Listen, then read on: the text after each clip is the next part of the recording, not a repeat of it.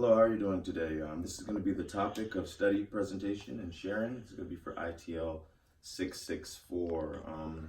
Today I want to talk to you guys about the topic for my research proposal. Also want to go over ways to investigate the topic, ways that I plan to investigate the topic. I would also like to go over the resources that I have used to get to the topic or to expound on the topic. And then last but not least, I'd like to go over the methodology that I'd like to set in place to ensure that the research proposal and the data collected is efficient and to make sure that it reflects the project as a whole. So first of all, my topic is about total body response and how total body response can help EL students. Total body response is a language teaching method. It was invented by James Asher in the 1970s.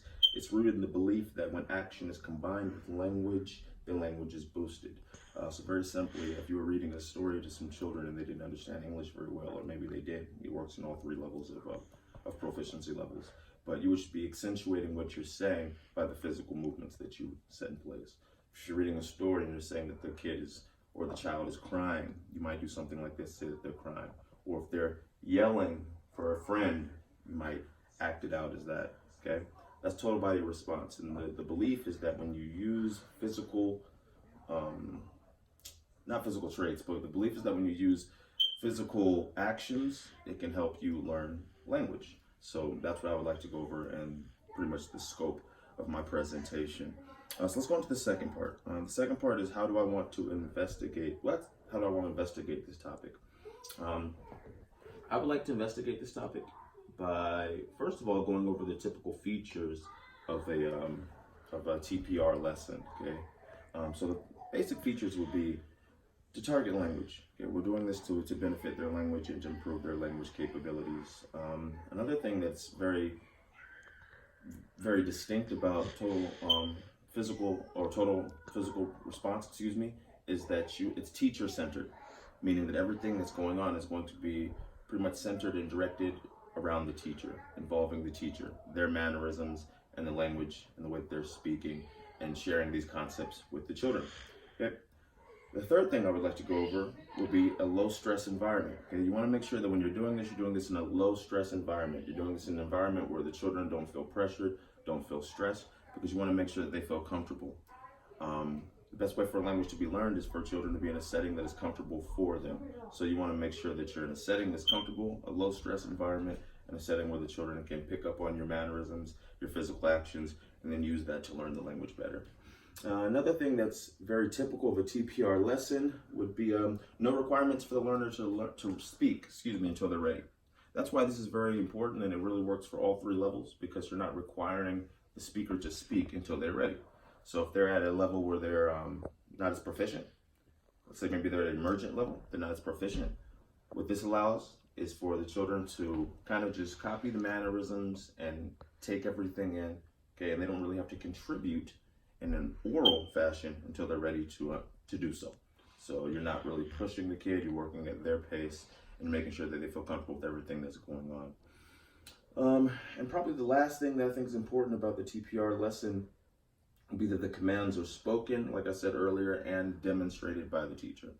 So like I gave you the physical demonstrations earlier of crying or yelling. Okay, that's very important because that is pretty much the basis of TPR. Okay, we're hoping that by doing these physical actions, the children will be able to learn linguistically and learn better, be more proficient in language. So I will plan to investigate this topic, or the way that I want to investigate this topic is by having children. I work right now as an interventionist. So what I would like to do is set up a station or set up an experiment where I would use these practices with certain students. Maybe have a group of 5 students where I demonstrate TPR and I film it, okay? And then maybe I have another teacher film it, actually, because if I have another teacher film it, then that can keep me from any biases and make sure that I am demonstrating and acting out my part responsibly, making sure that I'm not doing anything extra. But I would like to have one group where I'm doing TPR, okay, with those students. Okay, and after I'm done with that, I would give them probably an informal assessment on comprehension to see if that helped their comprehension. And then after that, I'd like to do the same thing with another group of students where I do not use TPR. okay? Collecting data from both study groups, I will be able to then see if TPR is something that I think is beneficial to helping the student. And I would have the data to reinforce my beliefs on top of that. All right, so my resources for the project. Okay, excuse me, I don't remember all the resources, so I'm gonna look at my computer very quickly, but my resources for the project go like this. First, I kind of bracketed my research. So the first research I did was ways to assist ELs. So my sources to back up ways to assist ELs, my first source would be Jennifer Gonzalez, 2014 source, 12 ways to support English learners in the mainstream classroom. In this, she goes over 12 different ways to support EL students in the classroom, with total physical response being one of them. My second one would be Emily Kaplan, okay, 6 essential strategies for help for teaching ELs. Okay, she breaks down essential strategies for teaching ELs. She goes over 6 of the most prominent ones that she feels are the best for doing that. And total physical response, is also detailed in that article. Another one I would like to use is what teachers of immigrant students want you to know. Okay, Jessica McFadden. This one doesn't really go over TPR so much, but what it does do is it lets us know what obstacles that teachers who teach EL students and immigrant students face, which I think is very beneficial in the study because those are the students that we're working with. So it's always nice to know the kind of challenges and pitfalls that we might encounter when working with these students. Another one would be 15 tips for working with ELLs by Amanda Nearing. Once again, she goes over 15 tips for working with ELLs. Total body responses spoken about in that article. Another one by Denise Rea. It's called Research-Based Strategies for ELs. This one's really cool because she actually has the research to back up her claims, and she goes over different strategies, different research-based strategies to help ELL students. And once again, total physical response is one of those. I have another one by Christina Robertson, 5 things a teacher can do to improve learning for ELLs.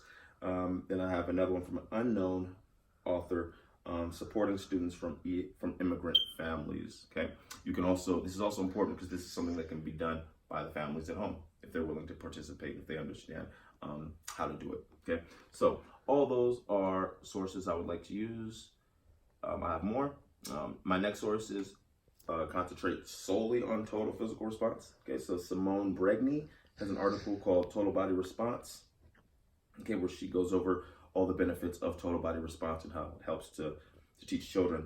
Another one by Fan Ray Kuo, The Effects of Embodiment-Based TPR Approach on Student English Vocabulary Learning. Okay, she goes over the effects of how TPR improves the vocabulary acquisition of students and EL students. I'll continue looking at some other sources. Another one by Stevie D. Okay, 5 total physical response activities every language teacher should know. All right, that one's beneficial because it's 5 different activities that you can actually do using total physical response, where you can help bring children up to a proficiency level or help improve their proficiency level. I have another one by Richard Frost. Okay, total physical response. Okay, once again, he's going over total physical response.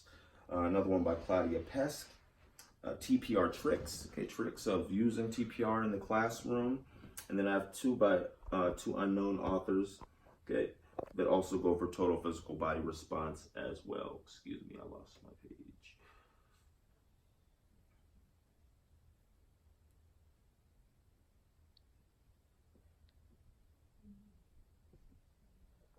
Okay, and that is okay. No, and I do have a couple more sources. Excuse me, I'm sorry.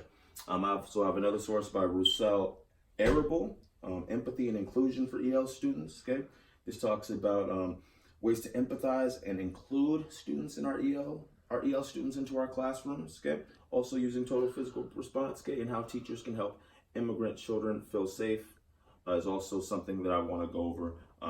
Like I said, once again, when you're doing TPR, you want to make sure that it's in a low stress, safe environment. So I'd like to go over an article where it gives you tips about how you can use TPR, but at the same time also make children feel safe within the environment, because it's a new environment for these students. They could be immigrant students, or they could be students that don't feel as comfortable as regular general education American students. So it's always good to make the children feel safe in the environments that they'll be learning in. So that's pretty much it for my sources. Last but not least, I'd just like to go over my methodology. I kind of went over a little bit earlier when I was going over how I would like to utilize TPR, but the methodology that I would like to use with TPR, or I would like to use to talk about how it benefits the children, is, like I said, to set up a situation where I have two groups and I give them utilize TPR with one group. I do not utilize TPR with the other group. And then at the end of the not the evaluation, excuse me, but at the end of the sessions, I can go over the assessments and look to see if TPR is actually helping the group that I'm working with, as opposed to the group that I didn't use TPR. Okay, I use TPR just about every day, working as an interventionist. That's what I do in my current role right now for the Moreno Valley Unified School District.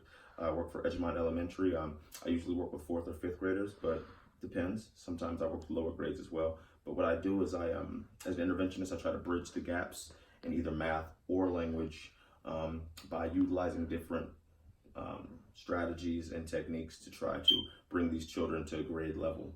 And in my observations and in my work that I do with these students, I've really seen the effects and the benefit that TPR has when it's used in the correct way. So that's kind of the initial reasoning that I would like to do this project. And I believe that I'll be able to accumulate enough data to back up my beliefs and to show why TPR is a very, very successful method and strategy for all levels of proficiency when learning English language and trying to develop proficiency in English. Thank you for your time, and good night.